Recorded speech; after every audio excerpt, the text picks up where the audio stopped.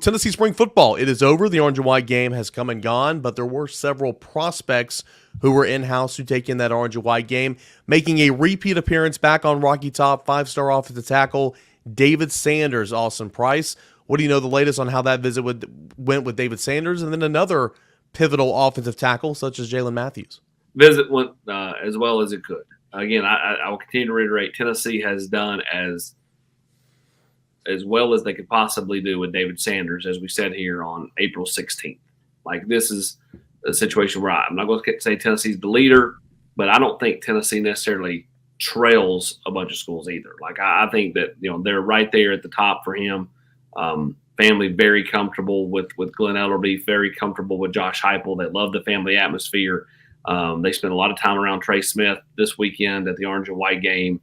And there's no greater ambassador for Tennessee football than that guy. Spent time around Jalen Matthews, George McIntyre, the entire team. And again, has now been here for basically 4 to 5 days total in the last couple of weeks when you factor in both weekends and kind of the amount of time he spent in Knoxville. So we'll be back for his official visit in June. And, the rubber's going to meet the road here over the next few months for David Sanders as he winds this thing down, and Tennessee is positioned well, as we said here, in the middle part of April. What is the next step for Jalen Matthews?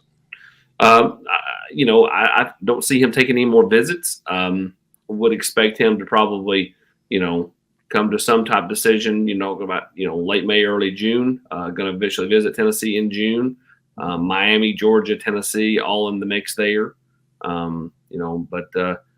Again, another one that Tennessee is positioned well with as we head into the summer months, and a kid that is a mountain. He's a big, physical, athletic tackle who has a mean disposition, but is super nice off the field. But on the field, I don't think I'd want to meet him. And again, Tennessee's wanting to add multiple talented tackles in this class, and I think he could be one. And they've done a terrific job of getting tackles on campus all spring long. I mean, Jalen Matthews has been here twice now since the first of the year, right, AP? Yes. David Sanders has been here back-to-back weekends. We've had one Gaston in town as well. I mean, of all the positions on the football field, they've done as good a job at tackle as they have anywhere in terms of getting guys on campus for extended visits, not just popping through for a couple of hours. I think that's been a huge thing for them this spring, AP. Yeah, it is. And I mean, to be honest with you, it's going to be interesting to see who, Tennessee's done a pretty good job, and it's not fail-proof, but who they've gotten in for the 865 live event at the end of May, Memorial Day weekend, leading into official visits. So basically you get those kids in twice in a, 3-4 week span. Their hit rate's been pretty good. And so, it'd be interesting to see who they're able to say, hey, come back in for this event unofficially before your official visit, and to get those guys around other recruits and so on and so forth. So, I mean, just kind of be interested to see who does Darrell Sims get in from a running back standpoint, who does Glenn Ellerbe get in from an offensive line standpoint. Does Matthews make it back in that weekend? What about David Sanders? What about a guy like Josh Petty? All those things are bear watching over the next 4 to 6 weeks. Yeah, we don't have to go through an exact list here, but other guys who highlighted on the side already, had good conversations, good visits: Charles House, Bryce Jenkins, Derek Meadows, Joakim Dotson, Tennessee's current commit, shutting things down. You guys have a story about that over on Monday. Any other highlights from the weekend and some things to preview for the week ahead? Well, I thought Tennessee did a really nice job with Derek Meadows, who I thought, Tennessee was fringe in it coming into the visit. They went out and saw him back when coaches were out on the road in January. And then, they had been trying to get him up here. They get him here, and I think he'd had a really nice time. Spent a lot of time around George McIntyre, spent a lot of time around, Sanders and Matthews and those guys. Obviously knows of Tennessee because Marcus Nash, who coached him there at Bishop Gorman.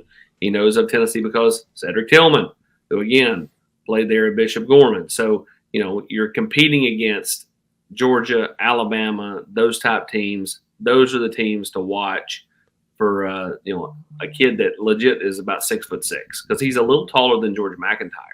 side by side. He was a little bit taller. So this kid's got an incredible amount of upside. Charles House, that's a Tennessee-Georgia battle for the defensive lineman from Charlotte, North Carolina. He's already announced he will make his decision on, I think, June 22nd. It'd be interesting to kind of see how this next, stretch goes for him. But, to me, it's definitely between the Bulldogs and Vols. Mom and Dad really like it here at Tennessee.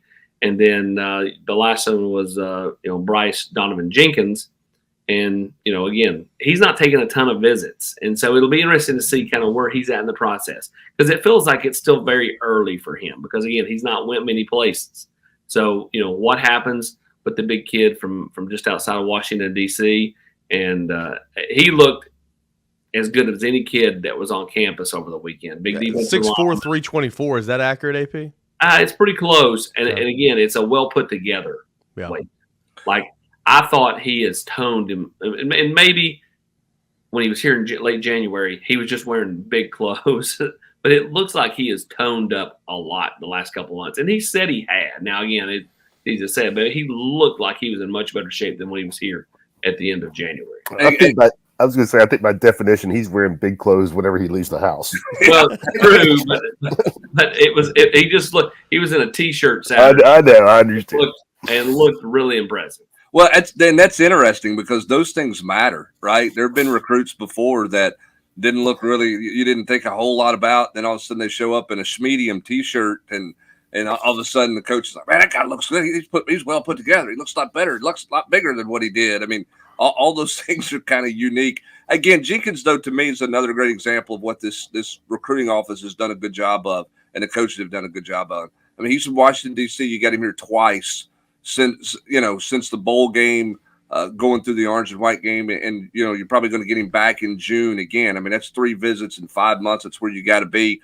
AP, I think the wide receiver recruiting for this team is going to be pretty fascinating to watch too, because it feels like that board is actually broadening a little bit and not necessarily shrinking down. Maybe that's not fair, but I mean, French, they're in it big time with French. You just mentioned, from Bishop Gorman there in Las Vegas. We know the in-state players that Tennessee's recruiting at the receiver position as well. That spot's going to be pretty fascinating to watch over the course of the next 2 or 3 months. Well, it is. I think everybody just assumed, you look at Rodarius Jackson, you look at Cam Sparks, they're playing on the same 7-on-7 team as George. Those two would be, very likely candidates for the class. And I still think they could be. But Tennessee is in it for Jamie French. They're in for Caleb Cunningham. They're in for Travis Smith. They're in it for Derek Meadows. Marcus Harris.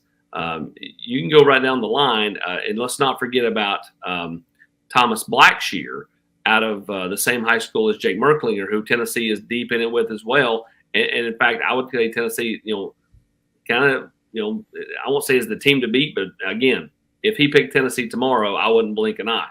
Like they're deep in that one. And pretty deep recruiting board compared to what we've seen the last couple of years at that position. Correct. And I mean, let's face it, those in-state kids, I know they probably think, well, I'm in state, I've got a spot. There's no guarantee of that. If a Blackshear pops in, you've already got Dodson, and then again, let's say, things get to June, those guys aren't in the boat. Derek Meadows wants in, somebody else wants in, you're full, you're done. And those kids will go elsewhere and it'll be what it'll be. But I like that Tennessee's doing this. You're not solely depending on these in-state kids.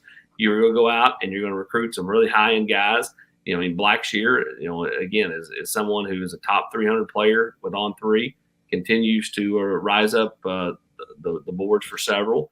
And it'll just kind of be interesting to see how all this goes. But don't forget about Bryce Donovan Jenkins. Dad played basketball here. So there is a familiarity with Tennessee back in the 80s, Ron Housley. So, that one will be an important one to watch over the next few months. But again, this feels like because he's not taking a ton of visits, kind of the infancy for him. Last question I have for you, AP, and then we'll shift gears here to hoops. Talking about wide receiver, but specifically offensive tackle, is it fair to acknowledge and say, okay, good job in terms of broadening the board, getting more guys on campus multiple times, but also in that same realm saying, all right, now it's time to close. Got guys here, you're in it, got to close. Yeah, you were in it with a few guys a few years ago and even last year, and you couldn't close. So you're hitting the nail on the head. Like, they're in it on a much broader scope, much like Hubs talked about receivers, offensive tackles, much the same way. You're in it with Babaloa. He's going to take an official visit, and he just, continues to rise up the rankings with On 3. You're in it with David Sanders. You're in it with Juan Gaston. You're in it with Jalen Matthews. Go right down the line. And even a guy like Josh Petty, who could play outside or inside, you started to reemerge as a contender there. So, like, your board is a lot bigger than it was in recent years. And what I mean, like, they're not just kind of like a name or a hat on the table for some of these kids. They're a legit contender for every one of those kids I just named. Good to hear. Got to close, and we'll see if Tennessee can close on into the summer months. Of course, June official visits, kind of the next, you got the Memorial Day weekend coming up. That's the next huge recruiting weekend. Then you'll have June officials. Recruiting never stops, and we got it covered here at Volquest.com.